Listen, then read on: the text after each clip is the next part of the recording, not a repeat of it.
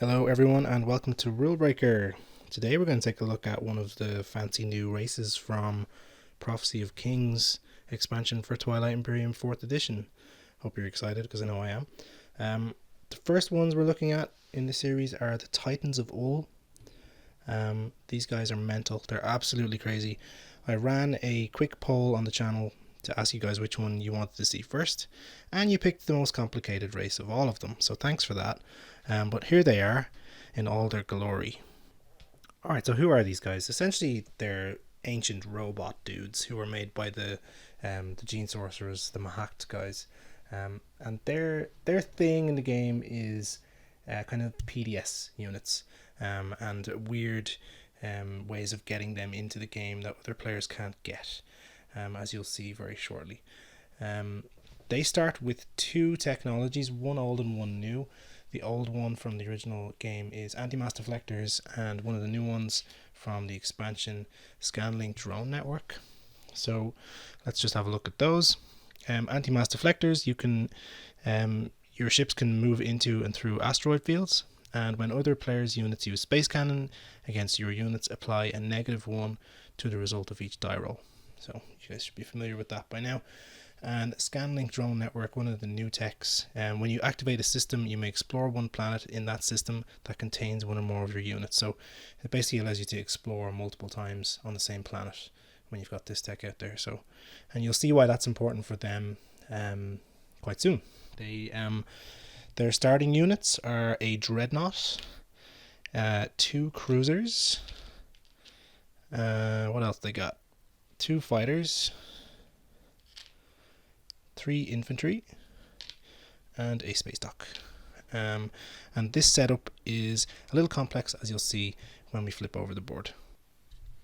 And the reason why that's complicated is because they don't start with any carriers, but as you can see, their cruisers have a new name here, the Saturn engine, and they have a capacity of 1. So initially when you see their units, they look a little weak because they might not be able to fly around. That is sort of true, but they do have the capacity on their cruisers, so they do have something to get units around at the start of the game. Yeah, the Titans also have another thing different at the very start of the game. They have these tokens. They're called sleeper tokens. They are double-sided, but they're kind of the same. There's 5 here that have no kind of special effects on them. There are also in your stuff going to be 2 other ones. You're going to keep them to one side for the moment. You're not going to need them right at the very start of the game. The 5 generic ones that we see here are the only ones that you're going to really be worrying about right away.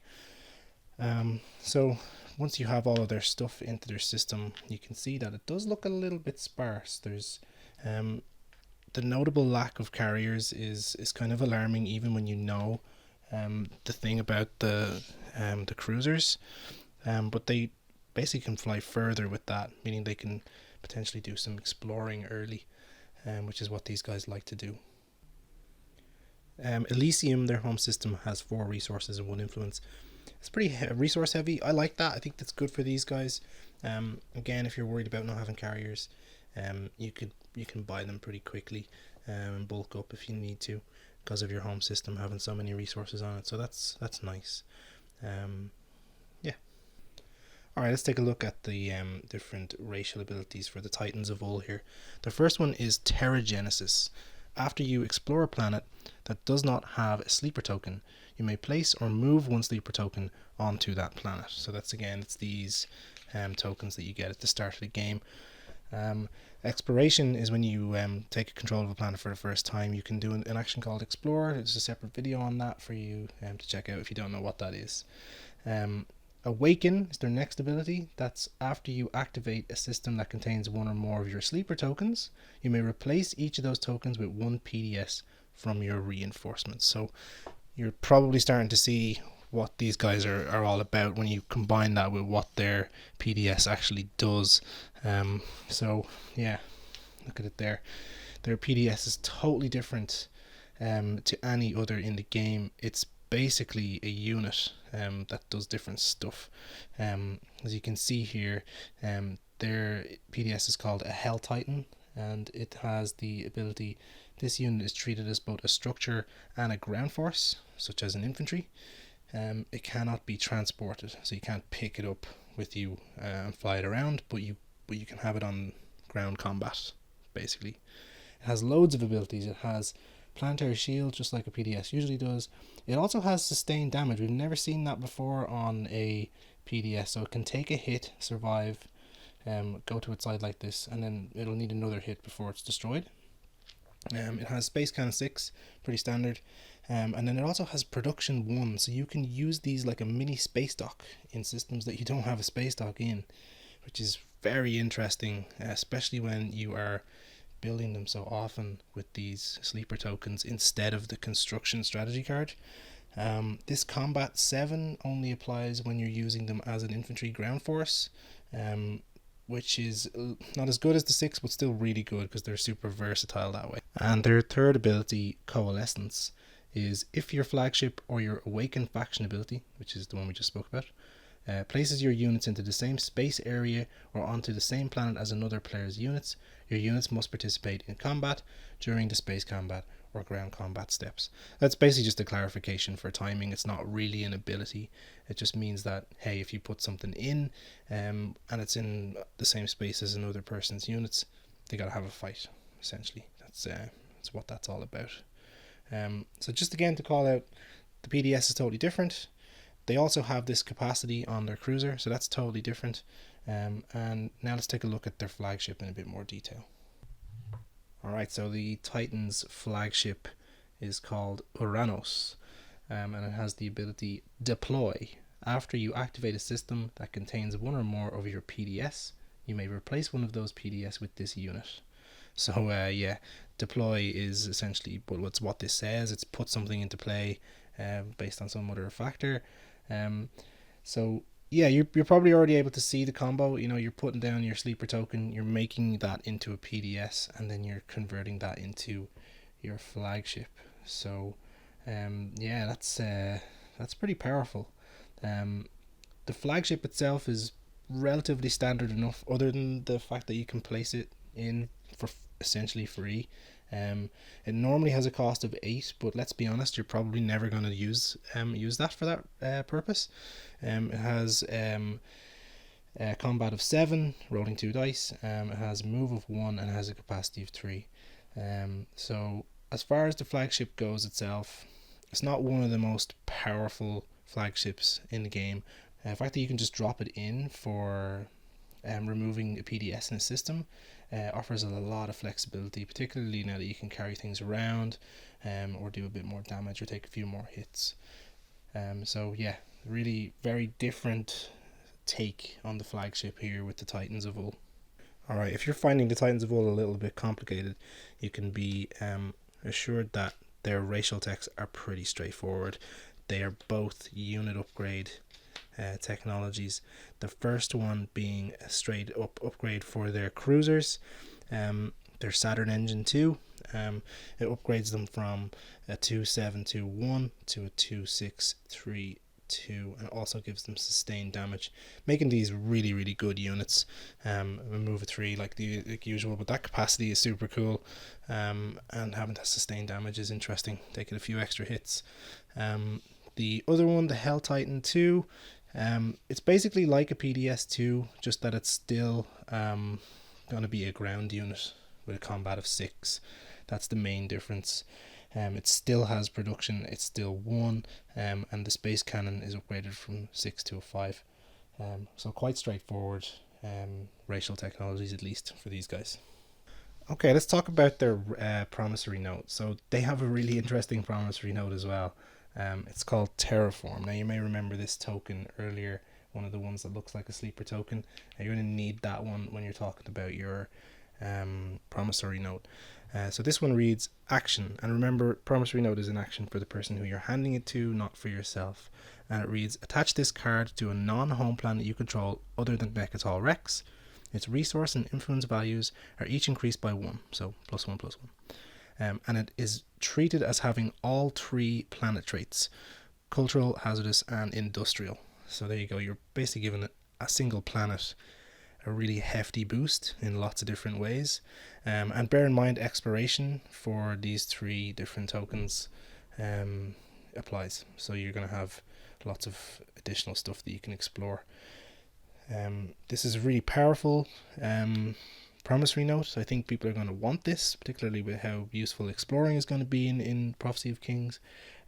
So I see this one being a nice bargaining chip in the game, one that you should probably try and get moved around and take advantage of. So yeah, a really interesting promissory note for Titans of Wool. Alright, let's take a look at the other stuff they have on their additional units board. So they've got an agent called Tellurian, they've got a commander called Tungstantus, try and say that 10 times in a row, and then they've got Ul the Progenitor, and then they have their mech, which is called Hecatoncheirus, which I believe is some kind of reference to ancient Greece or something. Just like every faction now in Prophecy of Kings, they have 3 leaders and a mech unit, so let's talk about those very quickly. Tellurian, their agent, which you can use once each turn, reads, when a hit is produced against a unit, you may exhaust this card to cancel that hit. Now you may see this doesn't mention it being your unit or an opponent's unit, it just means a unit.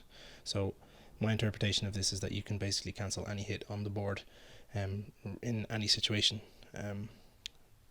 If so, there's a lot of bargaining power with that, and it also seems pretty strong, and one that you'll be able to do every round of the game because you have that right at the start of the game.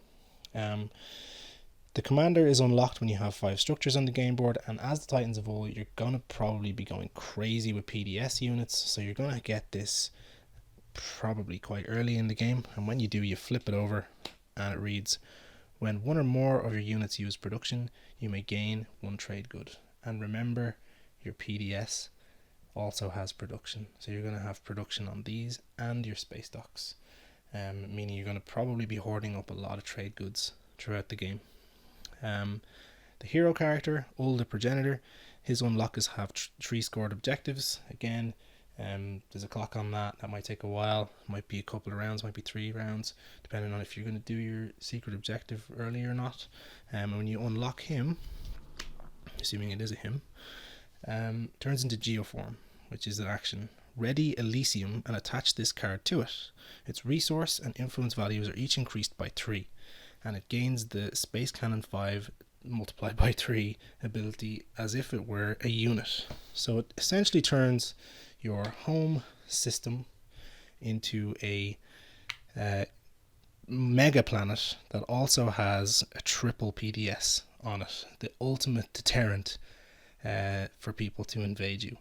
So this is really, really, really good ability. You should be trying to get this one as early as possible if you're afraid of being invaded.